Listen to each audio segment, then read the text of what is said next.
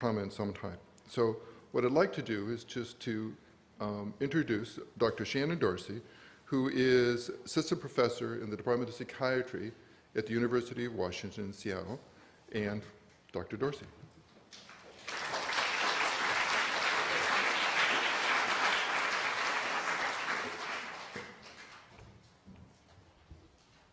I told Anthony he couldn't steal my story, which was that in 2003, when I've been doing PCIT for about 5 years, a lot of what I do is with kids in foster care, and I do TFCBT with kids in foster care, and I used to do a lot of PCIT with kids in foster care. And I had convinced someone at UC Davis to let me use their PCIT videos, and I got the videos mailed. I've been using them with clients, and I'd watch them over and over. Well, who's on the videos, right? So I've seen Anthony talk through this video probably 30 times. So I'm getting off the flight, getting on the shuttle bus to go to the conference, and who gets on the bus?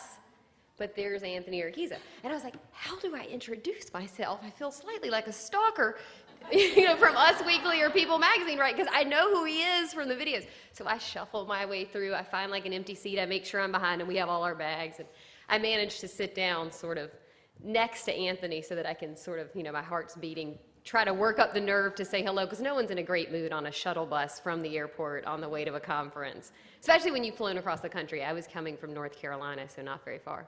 But anyway, I managed to get to meet Anthony. Of course, he was incredibly gracious. We had a great conversation, and it's nice to be back. Being in a room full of PCIT therapists, I'm not going to be able to stop smiling. This is just an outstanding thing. I mean, I don't think for most treatments, it's hard enough to get a room full of people who believe in evidence-based treatment, much less one particular treatment that everyone's doing. This is really an awesome thing. And you know what? There's at least 100 more people who wanted to be in this room, but they had to turn it off, the numbers. You guys are the lucky few. You got the seats like the Grammys, the Emmys, that sort of thing. Because there's only room for so many. I was saying I don't mind that it's a packed room because it just looks so full. In the Grammys, when people get up, they have people come and sit in the empty seats. So we don't have to do that here because there's hardly even enough seats. So I'll be talking a little bit about PCIT, but as Anthony mentioned, mainly about trauma. So I do a lot of work both domestically and internationally with kids who've been impacted by trauma, with adults who've been impacted by trauma. And I think the more work that I do in the area of trauma, after this, you could almost just leave the talk, actually. This is the take-home. But please don't, even though the breakfast is good. Is what is the most important thing in the lives of children? Or one of the most important things? Their parents, or whoever's playing that role as a caregiver. And so how could PCIT not be one of the most important things we could do for kids who've been through trauma if we support their parents? Because what do they need? What do most kids need? Sorry, this is not your usual plenary. You guys will have to talk some, and I realize it's before 9 a.m. I'll call on those with coffee in their hands. What do kids need? Affection. What else? Safety, protection. What else? Nurturing. What else? Consistency, attention, praise, reflections, imitation. I'm glad you didn't go straight to that. So if that's what kids need, of course traumatized kids need that. And really with parenting, I felt like this was almost like my public service announcement, single slide. It's so important for every part of development, right? And it's important for almost all kid outcomes. You can't really find in the literature a single outcome of importance where parenting isn't one of the things that's related to how we help kids succeed. When you think about school, when you think about mental health, when you think about growth, I mean, think even back to those early studies about the wire monkey that had food and the cloth monkey that had support that the little baby monkey could cuddle up to. It was all about the parent, right? Everything, whether it's growth, mental health, academic achievement. And parenting is everywhere, right? When I was preparing for this talk, I was just thinking about how important and how pervasive the focus on parenting is. There was even an article, when I was putting this together on October 12th, on Tuesday, about helicopter parents and what impact helicopter anxious parents might have on freshmen entering college. So it's not just the young kids that we focus on for PCIT that need effective, loving parents that can offer all the things that you guys said, but it's all kids and it's across the lifespan. We still have needs for our parents. I don't think any of us want to do a child-directed interaction with the pride skills right now, but everybody has a need for support and for love and for effective parents. Is there anyone who'd like to do a child-directed interaction? Not so much. So what I want to talk about today, because everyone here is an expert in PCIT, is about just the prevalence of trauma, how it impacts kids, treatment options, obviously with a focus on parent-child interaction therapy, but a little discussion about trauma-focused cognitive behavioral therapy as well. And then really thinking about the role that parenting and family factors play in the role in the lives of children who've been traumatized and in symptoms. And then also, what's the role of PCIT? And the exciting thing is I get to basically just get the ball rolling this morning because there's so many great talks today and so much great discussion about PCIT with traumatized kids. So I'm hoping to just get you excited, get you thinking about things, and get to have some time together just really thinking about what else does PCIT offer for kids.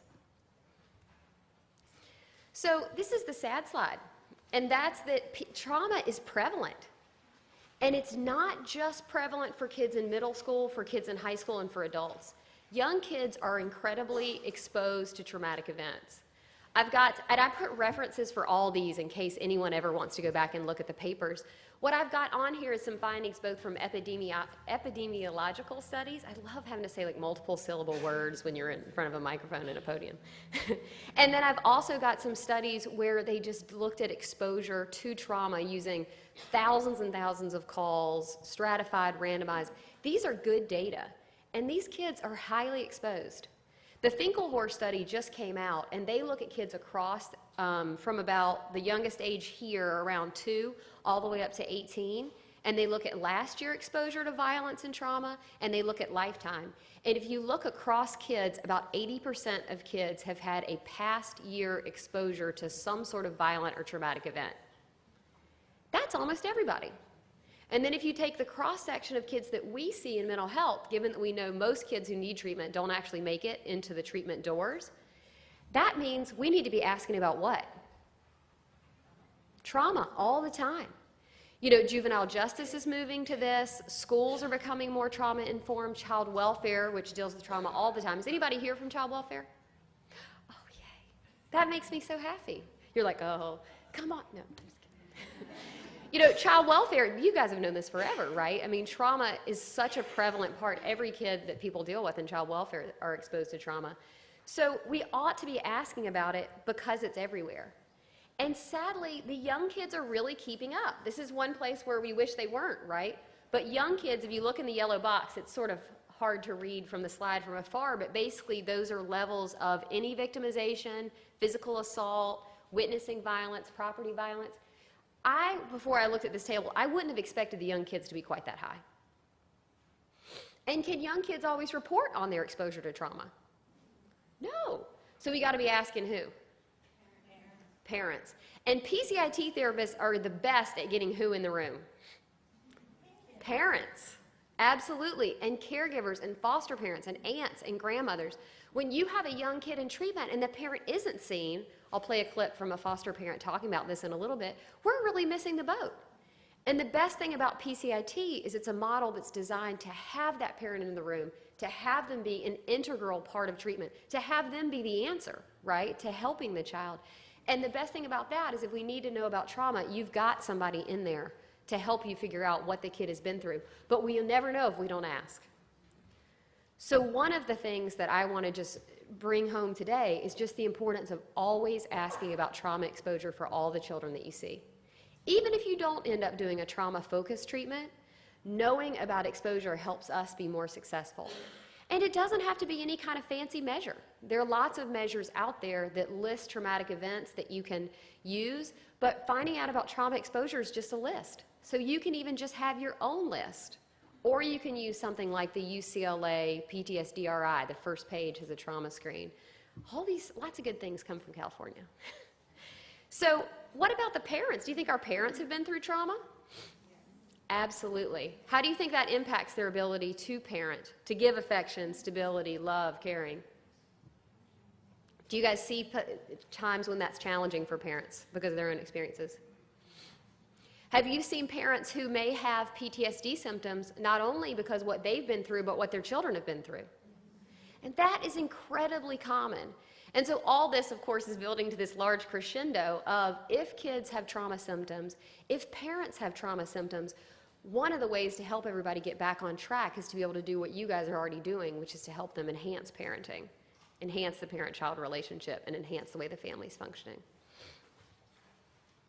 Now, when you think a little bit about how trauma exposure impacts kids, part of this I know you already know because you're seeing it in the kids that you serve every day.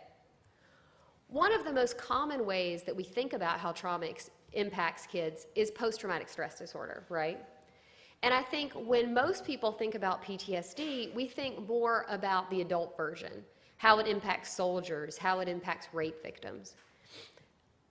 What's interesting, as I'm sure you've seen a lot of this, is that there are moves to better specify PTSD for young children. And that there are symptoms, if you look in the DSM on the page for at least 3 things, it says, note, in young children it may look like this. Note, in young children it may look like this. But yet in the community, I think people are holding to sort of the adult version of PTSD and what it looks like. And you're not always going to see that in kids. So just looking to the DSM just as a starting place, we have lots of seats up here if you guys want to come sit up here.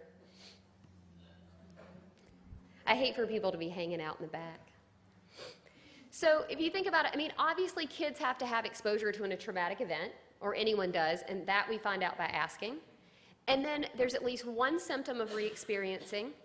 And usually with adults, it's that they're having memories about the traumatic event, they're having intrusive thoughts where they're having flashbacks or thoughts back to what happened, physiological distress, so bodies feeling really keyed up, intense psychological distress, symptoms of avoidance, right? So people are avoiding places, things, and thoughts and feelings that remind them of what happened. And then increased arousal, or sort of that hypervigilance where your body is really keyed up because you're kind of on fight or flight all the time. And it's symptom duration more than a month that it causes clinically significant distress or impairment. So that's the DSM that we all know. What's interesting is that for a while people weren't even sure, not now, but historically people weren't even sure if young kids could develop post-traumatic stress disorder.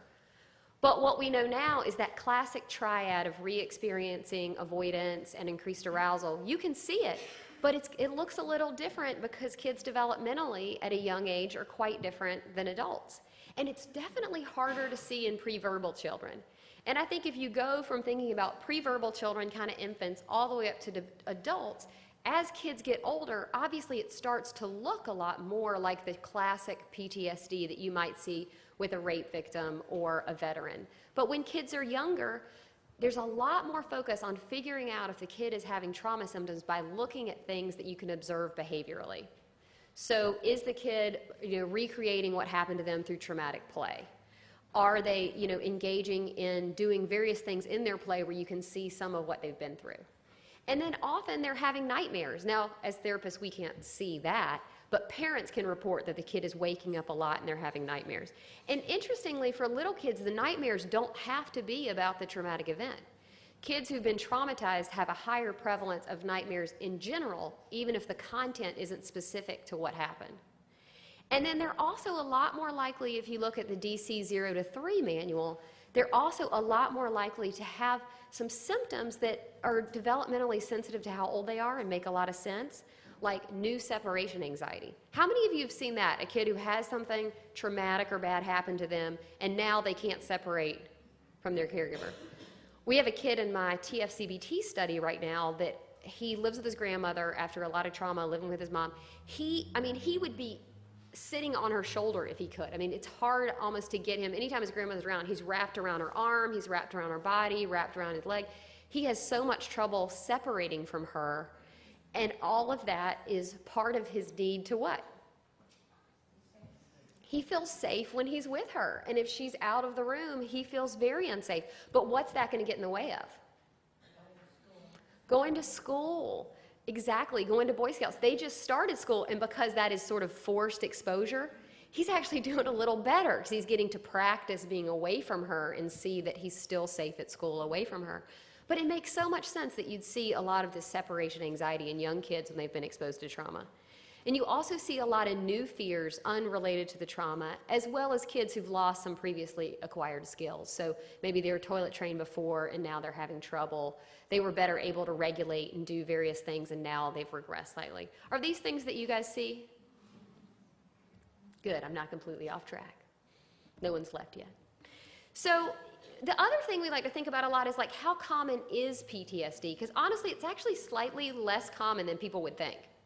And in kids, it's slightly less common because kids respond to trauma in so many ways that PTSD is not necessarily the most common diagnosis for kids who've been traumatized. But we think about, when you think about people that are exposed to trauma, about 20% of women have PTSD, about 8% of exposed men, so higher rates for women. Relatively similar rates from epi studies for children and adolescents. But there are populations that have extremely high risk. So around veterans, about 1 in 5 will have a diagnosis of PTSD. Kids in foster care, a particular focus of mine, have rates of PTSD equivalent to veterans, and veterans have the highest rate of almost any population. Rape victims would be up here as well. And there's some new findings coming out just this last year that back up some early work that alumni of foster care have high rates of PTSD. And now there's some new work by Mark Courtney with huge samples showing that adults who are alumni of foster care are more likely to have PTSD and alcohol and substance use disorders. And again, a lot of that comes back to early exposure to what? And inconsistent what? Yes. All right. So everything that we're doing is designed to start thinking about, have kids been traumatized? How do we help them out? And how do we prevent some of these outcomes? What we don't have are epi studies looking at how prevalent is PTSD in young children. And so some people have thought that maybe it's higher in young kids because of their developmental age, their developmental level. Maybe it's lower. We don't really know. So how often in your setting do you see sort of this classic triad of symptoms when you see kids that they're re-experiencing what happened through play, they're avoiding situations, and that they sort of have that revved up kind of hyperarousal, almost attention-looking difficulties? Would you say all the time? Great. Well, then we're all in the right place. And I'm actually really looking forward to not just being with you now, but to all the talks the rest of the day. I think we're doing what needs to be done, right? This needs to happen for kids across the country. We need to figure out how to help traumatized kids and how to look at a lot of different ways to serve traumatized kids. So how many people have heard of trauma-focused cognitive behavioral therapy? I should take a picture of that. Judy, Tony, and Esther would love that. So TFCBT is a fabulous treatment. I'm doing work in Tanzania with TFCBT with kids who've been orphaned by the AIDS epidemic. We're doing lots of work in Washington and California through UC Davis. Statewide, we're in about 7 to 8 countries, low resource settings right now, doing TFCBT. And as you guys know, it's a cognitive behavioral treatment for kids between 3 and 17. We currently have 9 randomized trials. I have a study with kids in foster care, which should be completed soon, making 10. And it's a short-term treatment like TFC, sorry, there's too many acronyms in our field. It's a short-term treatment like PCIT, right? So we have great data from TFCBT that improves PTSD, depression, shame, mild behavior problems, sexual abuse-related behaviors, but we don't have a lot of data with TFCBT for kids with serious behavior problems, for which PCIT was developed for. In my foster care study, we're doing TFCBT just as it's written, but parenting is one of the first components that you do in TFCBT. It's a practice acronym, and the first P is psychoeducation. The second P, there's 2 Ps, is parenting. And with foster care, I call that a really big P.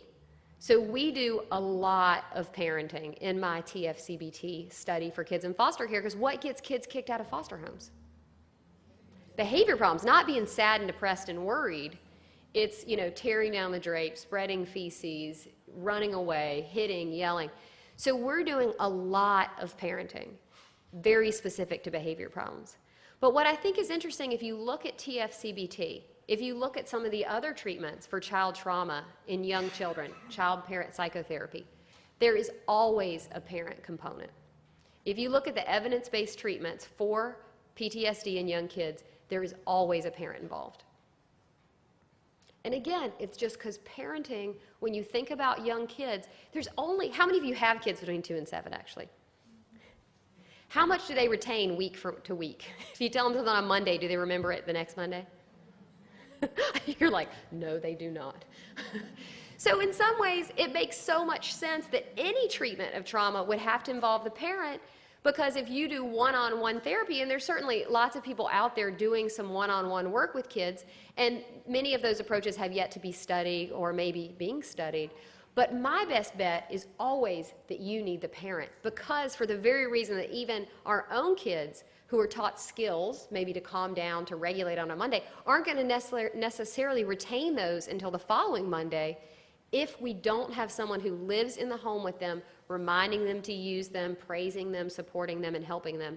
And in my foster care study, the whole emphasis is on engaging the foster parent, because so many kids in foster care get dropped off and get one-on-one therapy if they're not getting something like PCIT. And these are kids who have really high levels of dysregulation, inconsistent parenting and caregiving, as we've talked about, high levels of trauma symptoms. So we really need the person who's in the home with them right now, and then later the bio-parent, to be helping them out through doing effective parenting, effective discipline, effective limit setting, and support, praise, love, and all those things that you guys mentioned. Now, is trauma exposure the only thing, typical trauma symptoms, PTSD, is that all that you see in the young kids exposed to trauma in your settings? What else do you see?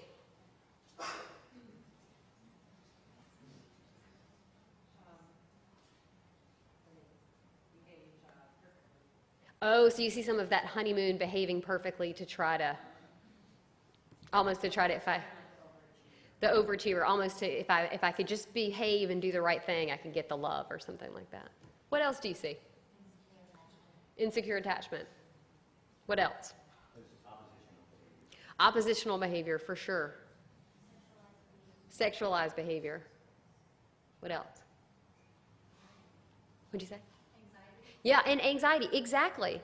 And so, you know, one of the reasons that I think PCIT holds so much promise, and let's take a look at this list, is that it's not just PTSD that impacts young traumatized kids. Their symptoms are a lot broader, they span a much wider range, and a lot of them are directly targeted by parenting. So this is from the NCTSN website. They have a nice section on information about how trauma impacts young kids, because it is challenging. And in some ways, can you imagine showing this to a caregiver of a young traumatized kid who can't figure out what's going on with their child? Just showing that this is the range of symptoms, because this would really normalize it and help them understand some of the interventions that we do. So just take a look at that. I'll stop talking a second and let you take a look at some of those. A lot of what you guys said are on this list. And I see people trying to look at their slides almost with a magnifying glass. So if you're really interested, this is it's a messy web link, but this is the exact link to it. But you can also search for trauma in young children on the NCTSN website. So given that wide range of possible interactions, we really need a range of treatment approaches with an ability to focus on what is the one thing or one or two things that's most impairing for the child, that's the primary treatment need, and the primary symptom or difficulty that the kid's having. Because our whole task is to try to get kids back on track developmentally. We want them to be able to focus on playing. We want them to be able to focus on school. We want them to be able to play with their siblings and not have nightmares and sleep at night. What do sleep problems do for kids? I mean, it is a huge problem. I mean, one of the first things I'll do with kids who've been traumatized if I'm doing TFCBT is help the caregiver get a sleep hygiene routine for kids, because when kids don't sleep, they can't pay attention at school, they can't run at soccer, they're short and more irritable with the other kids in the household, they don't listen as well, they have trouble with concentration. So, you know, we really need a range of approaches that can deal with a lot of these things. And sometimes the primary impairment is PTSD. Sometimes it's more behavioral or affective dysregulation, and sometimes one of the primary difficulties of the kid is just that you're seeing a lot of parenting deficits, and it really seems like we could help get the kid on track by working directly on parenting and doing that parent-mediated parent-mediated intervention, which is what we do with PCIT. Has anybody ever done sequencing of approaches when you think about kids with lots of symptoms?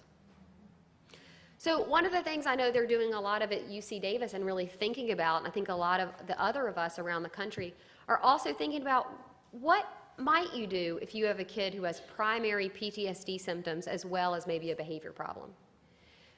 Often we want a sequence. They've done some studies looking at is more more. So, you know, if kids got PTSD, behavior problems, school problems, do you put in a tutor? Do you do PCIT? Do you do TFCBT? And do you put the parent in a substance abuse class? And do you think that's more? It's too much more, right? So what they found with some of sort of the kitchen sink approaches is families and kids don't really know where to focus and to put their attention and their efforts. And so possibly a sequencing approach is more effective so that they can focus on one thing, have some success, finish that, and move to the next thing. And the other reason is because we're really trying to help kids and families get back to some sense of normal. And if every day after school you have to go to therapy or counseling appointments, it's really hard to start getting back to normal. You can't play in your yard. You can't take some kind of lesson. We know that not all kids get to take a music lesson or a sports lesson, but when they do, we know that's really good for kids. And if they, like I had a kid today, I got an email about a kid in my study who finished his trauma narrative. The parents decided to take him to soccer instead of having him finish treatment. And I'm really sad because for my study it would be a lot better if he'd just do those last 4 sessions. But I actually support that. He finished his trauma narrative, his symptoms are down, and honestly I think for this kid, soccer is probably a better next component of treatment than anything else they could do. It just makes it hard for my study.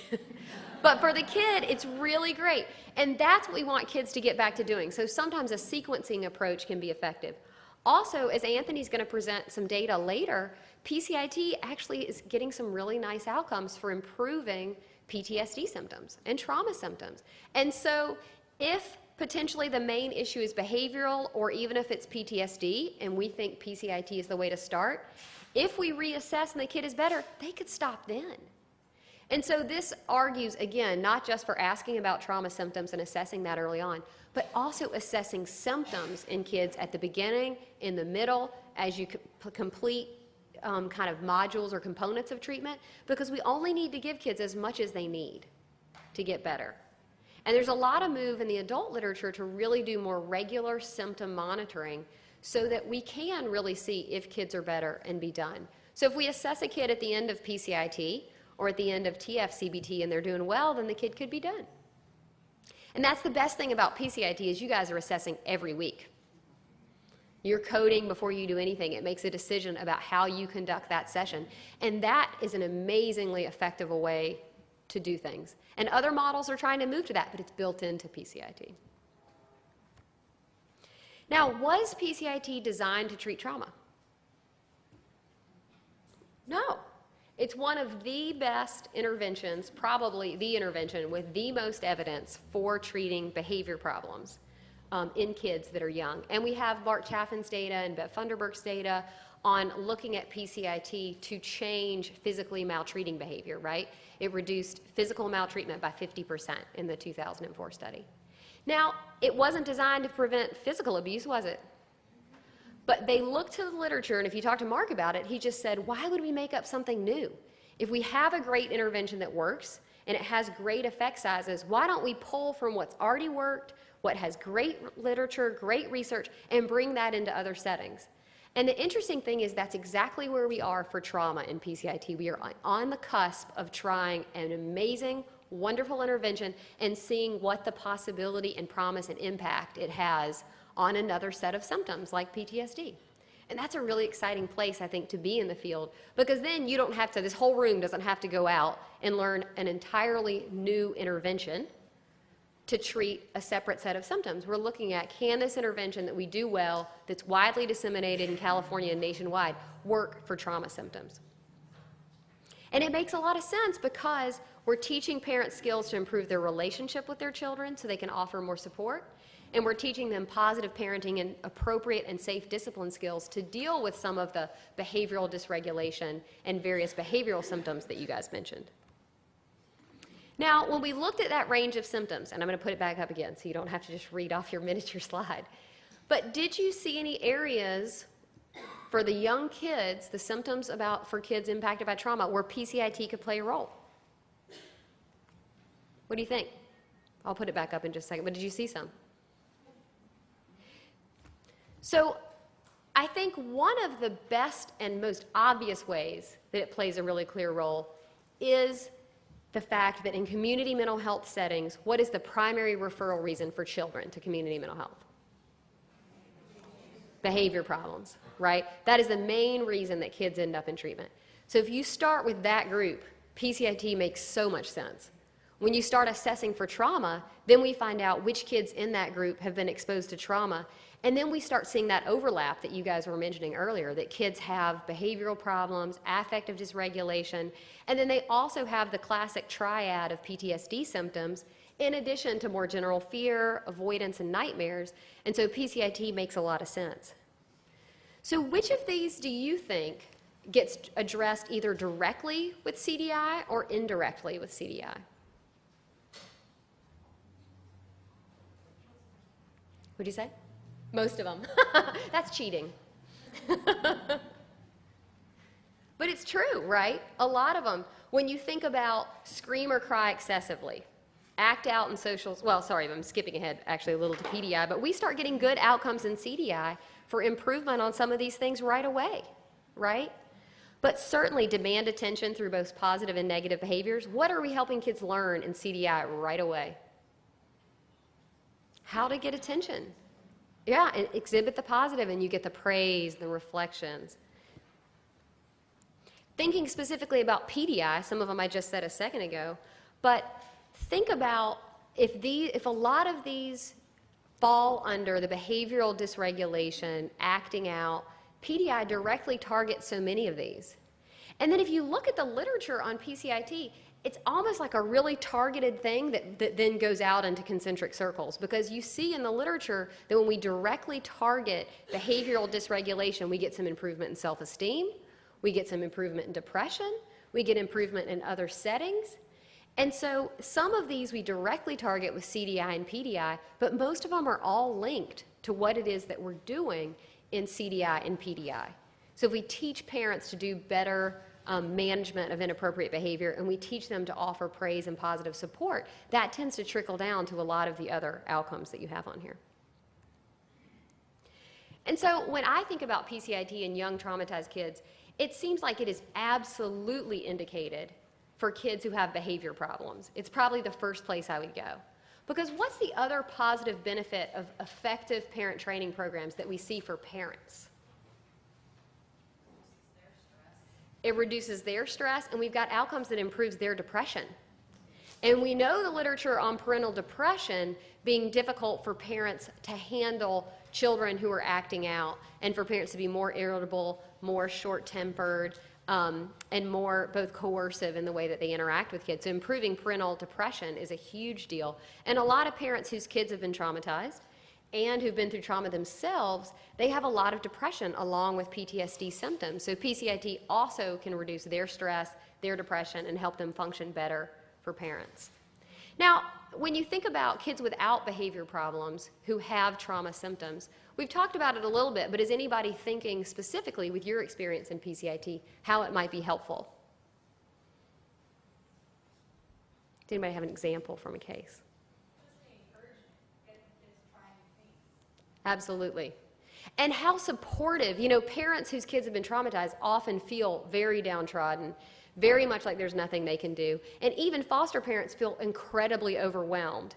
And so when you think about a particular parenting approach that also offers the coaching and the support and the new skills that PCIT does, it just holds a lot of promise just for lifting that feeling that there's not much that can change, because parents get such direct support in how to do these new skills with their kids. Now, what aspect of traditional trauma treatment is PCIT missing? For those, so many people know TFCBT. What are we missing here? The narrative, exactly. Does someone want to describe what the narrative is? What did you say? So the trauma narrative is when the kids tell their story of what happened, right? So they talk about the traumatic event, they draw a picture of it, and it's one of the best ways to get rid of avoidance. So I think if we have kids with really high avoidance, and we think and really high re-experiencing, so lots of nightmares, generalized fears, thinking about what happened. If we take the PCIT approach and we assess at the end and those symptoms haven't improved, we can do the aspects of TFCBT that they're missing, which would be practice, but you've got a strong foundation in parenting. Or if you think the hypervigilance and the re-experiencing and the avoidance are the predominant primary symptoms, we can start with TFCBT and then come back to PCIT. So you've got the sequencing option and assessing all along the way to figure out where the kid is and what would be the best next thing to do and if the kid needs anything additional. But the key with PCIT is, as we started talking about at the beginning today, that improving parenting, the parent-child relationship, family functioning, if you look at the literature, in many ways is really almost a cure for anything with kids. Anytime we better support parents, anytime we better support the way the family is operating, kids do better. So here's some of the things, if you look to the literature about what are some of the family factors that make it more difficult for kids to move forward, to advance, and to sort of heal and recover from trauma. These are the things that tend to be related to worse outcomes. So family conflict, family chaos, parental mental health problems, anxiety, depression, post-traumatic stress disorder, parental rejection of the child, and when parents induce guilt, not guild. They've got little guilds going. When they induce guilt and anxiety in the child, that relates to worse outcomes. Low parental support, that's a huge one with TFCBT. A lot of what we're doing is helping parents become more supportive of the child, both in general and related to the traumatic experience. There's a lot of data for that being problematic. And then also parental withdrawal and irritability with the family. What are you doing with PCIT? Working on a lot of these, right? The very first thing we do is start teaching parents how to better support their kids. How to give them love, how to give them praise, how to give them attention. And if withdrawal is a problem, when families start doing special time every day, you are building in that one-on-one time with the kid, which starts making kids feel loved and supported. And that maybe they aren't the reason everything happened, or they aren't to blame or horrible kids because of what happened. Because so many kids, no matter what age, they always think whatever, they have that magical thinking, right? So whatever happened, they almost always think it's their fault. And by seeing that the parent is not withdrawing from them, is spending time with them, giving them all the pride skills and special time, it's a big part of getting at some of these issues around withdrawal, support, rejection. And then, do you think that getting a 2 to 7-year-old with behavior problems to behave better impacts family conflict and chaos? Absolutely. And how many of you have seen your parents, and we know this from the literature, but how many of you have seen the parents start applying those skills to other kids in the household? And age them up. I've had parents where I'm like, wow, they are figuring out how to use these skills with a 14-year-old, the 15-year-old, which really does start to reduce that chaos and then also the conflict. So, of course, it's really just the other side of the coin, but the factors that are related to kids having better outcomes following trauma are parental functioning, positive parenting, the parent's response to the event. Can they talk to the child about it openly? Can they be supportive to the child about what happened? And then also their ability to support the child, as I said before, both generally and then also related to trauma. So again, PCIT is such a nice fit when you think about the literature and what the factors are related to better and worse outcomes. So this is from the NCTSN site as well, and I just thought it's such a great quote to think about the role of parents. Young children depend exclusively on parents or caregivers for survival and protection, both physical and emotional. When trauma also impacts the parent or caregiver, the relationship between that person and the child may be strongly affected. Without the support of a trusted parent or caregiver to help them regulate their strong emotions, children may experience overwhelming stress with little ability to effectively communicate what they feel or need. And that's one of the biggest issues for the young kids, right? They can't always tell us in words like adults do what their symptoms are, what their struggles are. So we're teaching parents to provide that support and that love, even if the kid isn't always saying it. Children often develop symptoms that parents or caregivers don't understand and may display uncharacteristic behaviors that adults may not know how to appropriately respond to. And so with PCIT, we're trying to help the parents give that skill, because we're not there all the time. So when you think about traumatized kids, ideally we want someone in the home 24/7 who's able to do the things to support the child to help them regulate. I always feel like cognitive behavioral therapy approaches are so akin to this analogy that we've all heard a million times. But you know that analogy, you can teach a man to fish and he can eat for a day. I mean, you can give a man a fish and he can eat for a day, or you can teach a man to fish and he can eat for a lifetime.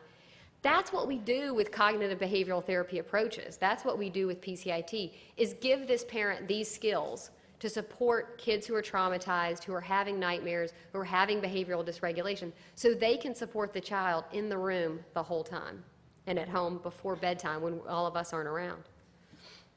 And parent involvement is just so crucial. And in PCIT, we're involving them, but in a lot of cases, they're not. I want to play just a clip from a foster parent. She's talking about TFCBT, a parent from my study, but she lays out so clearly why if we don't have parents involved, we can't support children and we can't really help them in the most effective way possible. But yet that happens a lot out there in settings, but not with folks in this room, so it really reinforces what you're doing. And I'm just going to keep my fingers crossed that it actually plays.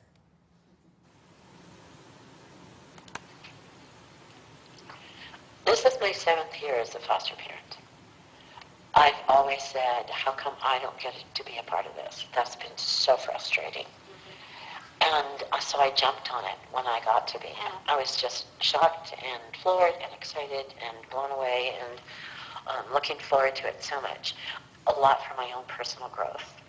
Because if I can gain skills, it doesn't just apply to Alyssa and Mashea. And I have kids for a day to 6 months. Yes. And I have a lot of children come and go. And being a therapeutic home, the more skills, the better. So I don't want to be left out. I want to know what's going on with those kids. In the therapies we've done before, they wouldn't tell me one thing. That's not helpful. The kids go through stuff, they come home, they're acting out, and I don't know why or how come or what's going on. Yes. That's really, really, really hard. Yes. And especially when they're not my kids, and I don't know what happened to them when they were 3, and that would cause that reaction, or Yes. so I don't know how to help them. Yes. It also sometimes flips me out and makes me really angry or frustrated or want to withdraw or whatever because I don't have that information. And so not only are the kids, but then there's my part too. Yes. And that isn't helpful at all. Am I? Absolutely, making perfect sense. So I'd like to be part of the team. Our agency says we're a team, but it's not true. The kids and the staff, they're a team, and the foster parents are just out in left field. Totally. It's like a 3-legged stool, and we keep falling over. Yes. Which is, Yes. and I've been struggling with that for 7 years because I don't understand that. It makes no sense to me at all that the primary caretaker 24 hours a day isn't included. And I've never understood how come the staff, the therapists, can know so much when they don't even talk to us, when we're not involved. That doesn't make sense to me. Yes. What do you think? It's pretty powerful. And PCIT is the opposite of that, right? You're with the parent way more than you're with the kid. And they are part of the solution, and they are part of figuring out 24/7 how to help these kids, how to support these kids. Did anything strike you listening to what she said, thinking about the work that we do with PCIT? Just about her wanting to have the skills, and that's exactly what we do. Absolutely. And it's also exactly what, and I was actually looking at some of the slides for the future talks, that with foster parents especially, teaching them skills to help 1 or 2 kids, that's going to help all the kids that come through their home. And how many of you see kids in foster care in your settings? I figured a lot. And so in many ways, when we do PCIT with a foster parent to help a child, we're not just helping that kid, but we're helping every kid that comes through that home. As this mom said, she has kids from 6 weeks to 6 months, I think she said, because she was more of a short-term placement. But so she's having a lot of kids who go through her home before they go to the next setting. And anytime we're raising the skill of one parent that has a lot of kids in the home, we're raising all boats. because every kid that comes through is hopefully going to benefit from those skills. So again, when you're thinking about trauma, the one thing I want to note too is that to hear what she said, that sometimes she doesn't even know what the kids have been through. One of the best things you can do for foster parents specifically is not just teach them behavior management skills, a program like PCIT, but screen the kid for trauma, find out from the caseworker, help the foster parent figure out what the kids have been through. Because I keep hearing that in studies on therapeutic foster care that we've done and foster care, that parents have no idea what has happened to their kids, and they're often scared to ask. And we've actually learned that asking doesn't hurt kids. There have been studies studying asking, right? And kids actually do okay. We ask kids and we ask parents in my study in the home what they've been through. And we start at 7, so we don't ask a lot of the younger kids that are in the PCIT range, but the child welfare workers for the cases are great resources for what kids have been through when you're thinking about screening kids, figuring out the best approach, and then making sure that it's trauma-informed, whether it's PCIT, trauma-focused CBT, but we know the kid's trauma history. So screening for trauma is incredibly important. And remember, when you're thinking about how it impacts kids, there's such a broad range that if you do wide measurement, if you're doing the ECB, if you also do a PTSD measure, those could be a great way to try to figure out what the symptoms are. And there's some great measures for young kids to look at trauma symptoms. And PCIT, like other treatments for young trauma, actively involves the parent, and that's a really key thing. Anytime we're working with young kids who are traumatized, the parent really has to be actively involved. And the best part about PCIT is that we're already doing it. It's built into the model. When you've got kids who have PTSD, and especially if they're in foster care, if they have behavioral problems, PCIT would absolutely be indicated. When I'm doing trauma-focused CBT, if a kid has a behavior problem that I think threatens the placement, all of our focus is on behavior first. Because every move for a kid is hard. Every single move. We create behavior problems, actually. They've untangled behavior problems compared to moves. And behavior problems cause moves, but moves cause behavior problems too.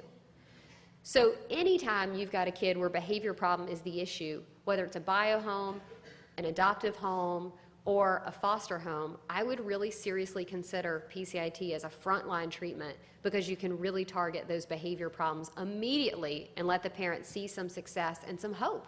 Even if you think later you might do a more PTSD symptom-oriented treatment. Also, as Anthony's going to talk about in a little bit, we've got some data that PCIT, relatively standardly delivered, impacts PTSD symptoms already. So there's a great chance that by directly targeting those behavior problems that are frustrating the parent, potentially disrupting the placement, that you're at the same time getting at PTSD symptoms in an effective way. And the best way you know is to assess, right, before and assess after. And as PCIT folks, everybody's used to doing that. We do a lot of assessment.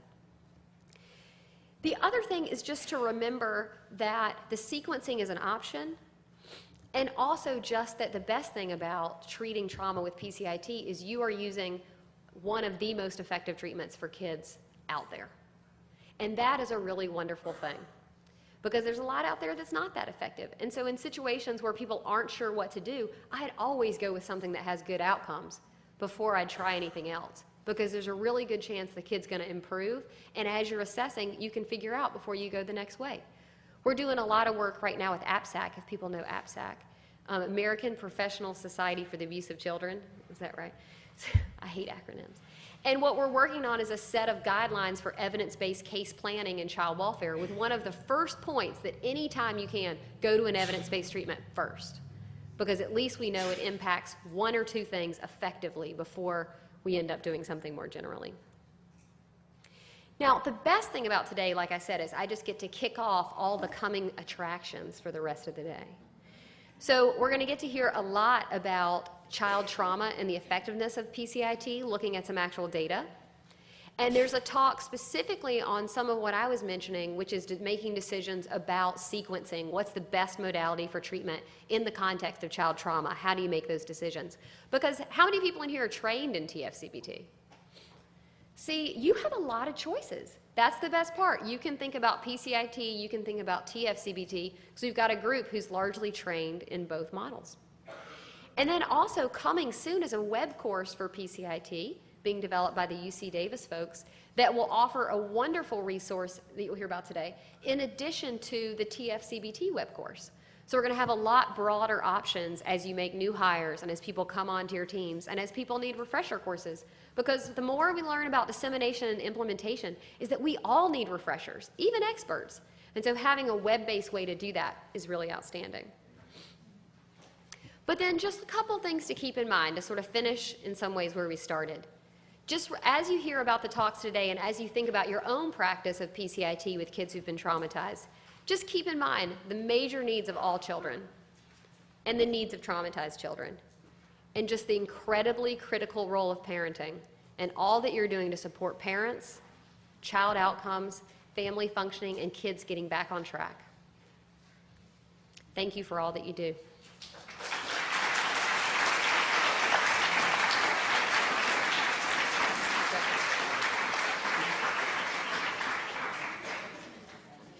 Does anybody have any questions, comments? Yes. I agree with what you're saying about the involvement of participation, academic institutional factors. So what's the reason parents are not emotionally available to do the work that is required? That's a great question. So what do you do when parents aren't emotionally available or able to do the work that's required? The nice thing is there'll be a talk later on engaging caregivers, which I think will be really helpful. But a lot of what we're doing in my study and in other approaches in Washington is we're doing first assessing, figuring out why. Is it their own PTSD? Is it their own depression? Or is it just a disinterest in participating in therapy actively? Or is it watching TV and seeing that therapy as a kid, the dentist model, right? You just drop a kid off. So trying to figure out some of those things.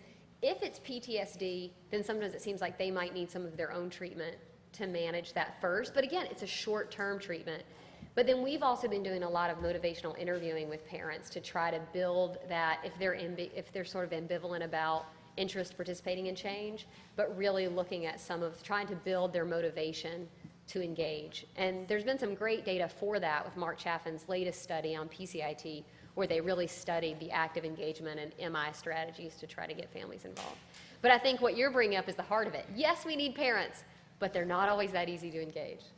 In my study, we're doing a lot of Mary McKay's work, if people have seen Mary McKay's work, where she talks a lot about the biggest barrier to treatment is not childcare, it's actually not transportation, because families that have trouble with that negotiate that every day if it's important, but it's stigma around mental health and perception that it won't be helpful, either from past experiences or what you've seen on TV. And so we do a lot of her work, which involves from the very beginning talking a lot about what are your past experiences, have been helpful or unhelpful, and explaining a lot about how different this is, and that it's short term and all those kind of things, but really discussing past experiences.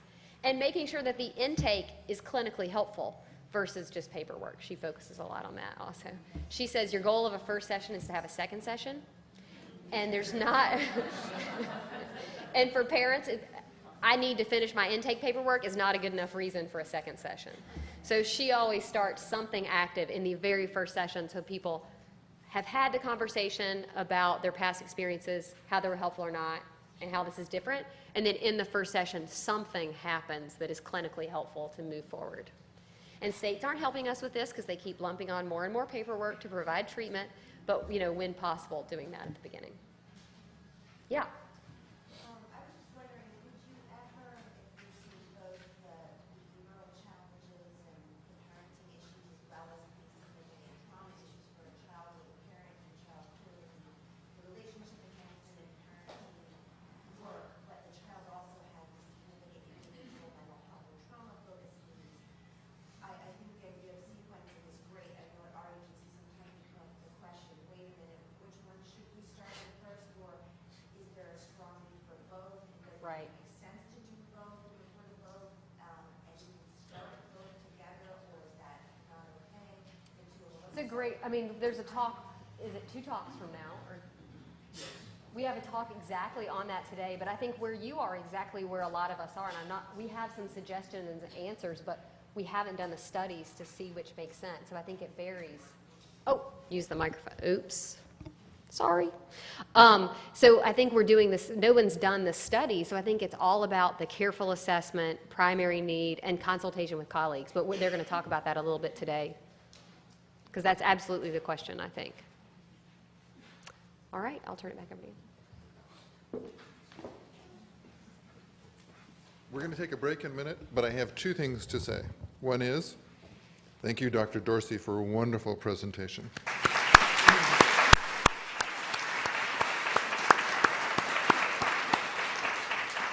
The second is, I think you now appreciate why I was very interested in having Dr. Dorsey talk today, because she's very knowledgeable. She has knowledge not just as you're listening to her talk about PCIT and about what it is, but she also has this other knowledge about trauma, and she's just very informed. So I learned a lot in listening to her. And That makes me so happy. You're like, oh, come on. No, I'm just kidding. You know, child welfare, you guys have known this forever, right? I mean, trauma is such a prevalent part. Every kid that people deal with in child welfare are exposed to trauma. So we ought to be asking about it because it's everywhere. And sadly, the young kids are really keeping up. This is one place where we wish they weren't, right? But young kids, if you look in the yellow box, it's sort of hard to read from the slide from afar, but basically those are levels of any victimization, physical assault, witnessing violence, property violence. Before I looked at this table, I wouldn't have expected the young kids to be quite that high. And can young kids always report on their exposure to trauma? No. So we got to be asking who? Parents. And PCIT therapists are the best at getting who in the room? Parents. Absolutely. And caregivers and foster parents and aunts and grandmothers. When you have a young kid in treatment and the parent isn't seen, I'll play a clip from a foster parent talking about this in a little bit, we're really missing the boat. And the best thing about PCIT is it's a model that's designed to have that parent in the room, to have them be an integral part of treatment, to have them be the answer, right, to helping the child. And the best thing about that is if we need to know about trauma, you've got somebody in there to help you figure out what the kid has been through. But we'll never know if we don't ask. So one of the things that I want to just bring home today is just the importance of always asking about trauma exposure for all the children that you see. Even if you don't end up doing a trauma-focused treatment, knowing about exposure helps us be more successful. And it doesn't have to be any kind of fancy measure. There are lots of measures out there that list traumatic events that you can use, but finding out about trauma exposure is just a list. So you can even just have your own list. So important for every part of development, right? And it's important for almost all kid outcomes. You can't really find in the literature a single outcome of importance where parenting isn't one of the things that's related to how we help kids succeed. When you think about school, when you think about mental health, when you think about growth, I mean, think even back to those early studies about the wire monkey that had food and the cloth monkey that had support that the little baby monkey could cuddle up to. It was all about the parent, right? Everything, whether it's growth, mental health, academic achievement. And parenting is everywhere, right? When I was preparing for this talk, I was just thinking about how important and how pervasive the focus on parenting is. There was even an article, you know, when I was putting this together on October 12th, on Tuesday, about helicopter parents and what impact helicopter anxious parents might have on freshmen entering college. So it's not just the young kids that we focus on for PCIT that need effective, loving parents that can offer all the things that you guys said, but it's all kids and it's across the lifespan. We still have needs for our parents. I don't think any of us want to do a child-directed interaction with the pride skills right now, but everybody has a need for support and for love and for effective parents. Is there anyone who'd like to do a child-directed interaction? Not so much. So what I want to talk about today, because everyone here is an expert in PCIT, is about just the prevalence of trauma, how it impacts kids, treatment options, obviously with a focus on parent-child interaction therapy, but a little discussion about trauma-focused cognitive behavioral therapy as well. And then really thinking about the role that parenting and family factors play in the role in the lives of children who've been traumatized and in symptoms treatment, much less one particular treatment that everyone's doing. This is really an awesome thing. And you know what? There's at least 100 more people who wanted to be in this room, but they had to turn it off, the numbers. You guys are the lucky few. You got the seats like the Grammys, the Emmys, that sort of thing. Because there's only room for so many. I was saying I don't mind that it's a packed room because it just looks so full. You know, in the Grammys, when people get up, they have people come and sit in the empty seats. So we don't have to do that here because there's hardly even enough seats. So I'll be talking a little bit about PCIT, but as Anthony mentioned, mainly about trauma. So I do a lot of work both domestically and internationally with kids who've been impacted by trauma, with adults who've been impacted by trauma. And I think the more work that I do in the area of trauma, after this, you could almost just leave the talk, actually. This is the take home. But please don't, even though the breakfast is good. Is what is the most important thing in the lives of children? Or one of the most important things? Their parents, or whoever's playing that role as a caregiver. And so how could PCIT not be one of the most important things we could do for kids who've been through trauma if we support their parents? Because what do they need? What do most kids need? Sorry, this is not your usual plenary. You guys will have to talk some, and I realize it's before 9 a.m. I'll call on those with coffee in their hands. What do kids need? Affection. What else? Safety, protection, what else? Nurturing, what else? Consistency, attention, praise, reflections, imitation. I'm glad you didn't go straight to that. So if that's what kids need, of course traumatized kids need that. And really with parenting, I felt like this was almost like my public service announcement, single slide. It's so trauma in some type. So what I'd like to do is just to introduce Dr. Shannon Dorsey, who is assistant professor in the Department of Psychiatry at the University of Washington in Seattle, and Dr. Dorsey.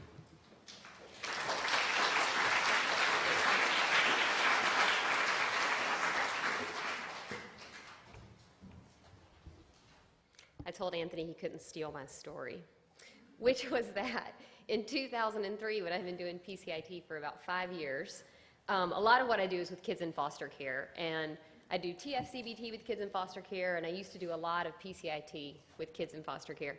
And I had convinced someone at UC Davis to let me use their PCIT videos, and I got the videos mailed. I've been using them with clients, and I'd watch them over and over. Well, who's on the videos, right? So I've seen Anthony talk through this video probably 30 times. So I'm getting off the flight, getting on the shuttle bus to go to the conference, and who gets on the bus?